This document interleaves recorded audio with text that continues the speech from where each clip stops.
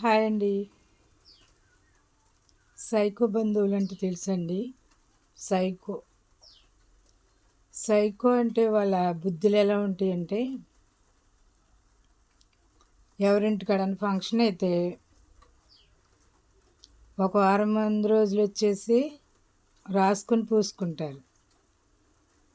ఈ పాపం వీళ్ళేంటి, కొంచెం మిడిల్ క్లాస్ ఫ్యామిలీ అనుకో, అయ్యో మమ్మల్ని ప్రేమగా చూస్తున్నారు, మమ్మల్ని బాగుంటున్నారని వీళ్ళింట్లో ఉన్నదంతా వాళ్ళకి పెట్టేస్తారండి.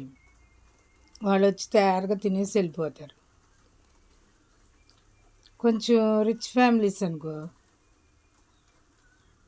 వాళ్ళ ఇంట్లో ఏదైనా ఫంక్షన్ జరిగిందనుకో, రేపు ఫంక్షన్ అనేదాకా ఈ మిడిల్ క్లాస్ వాడికి చెప్పరు.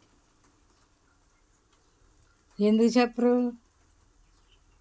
ఎవరన్నా ఏంటి చెప్పలేదు వాళ్ళకి ఇంకా అంటే, వాళ్ళతో నాకు అంత ఇంపార్టెంట్ కాదు, వాళ్ళతో నాకు అంత ముఖ్యం కాదంటారు.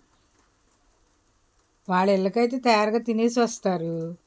వీళ్ళ ఇళ్ళల్లో అయితే సీక్రెట్గా ఏదో తెలియనట్టు రేపు ఫంక్షన్ అని చెప్తారు. ఇలాంటి వాళ్ళనే సైకో బంధువులు అంటారు. ఇలాంటి వాళ్ళకి చాలా దూరంగా ఉండండి. వాళ్ళు అలాంటి వాళ్ళు ఏదైనా ఇచ్చినా తీసుకోకుండా, తీసుకున్న రేపు మాట వచ్చినప్పుడు మేము అదెట్టాం ఇదెట్టాం అంటారు. వాళ్ళ ఫ్యామిలీల గురించి అయితే బయటకు ఎవరికి చెప్పరు. వాళ్ళ ఇంట్లో ఏదున్నా ఎవరికి చెప్పరు. వేరే వాళ్ళ గురించి అయితే 10 సార్లు అడుగుతారు. మీరు ఎలా, మీ ఆవిడ అలా, మీ పిల్లలు ఎలా.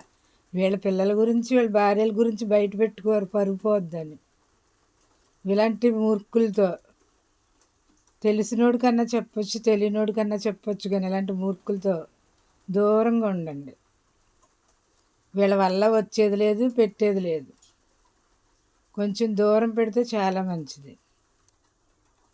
మిడిల్ క్లాస్ ఫ్యామిలీ వాళ్ళకి ఏదైనా జరిగితే, ఆడింట్లో ఫంక్షన్ జరిగింది నాకు ఏం పెట్ట, ఈడింట్లో అయితే ఇంత చీపురు పుల్ల బయటకు రానివ్వడు.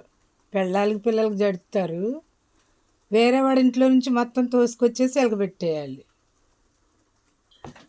ఆ మిడిల్ క్లాస్ వాడేంటో బంధువులతో ఉండకూడదు. ఈడైతే ఏదైనా ఫంక్షన్ వస్తే ఈ రిచ్ కొంచెం జరుగుబాటు ఉన్నవాడు, వీళ్ళందరూ ఒకటైపోతారు. వీళ్ళ ఫ్యామిలీలు తినేటప్పుడు చేసేటప్పుడు ఎవడో గుర్తుకురారు.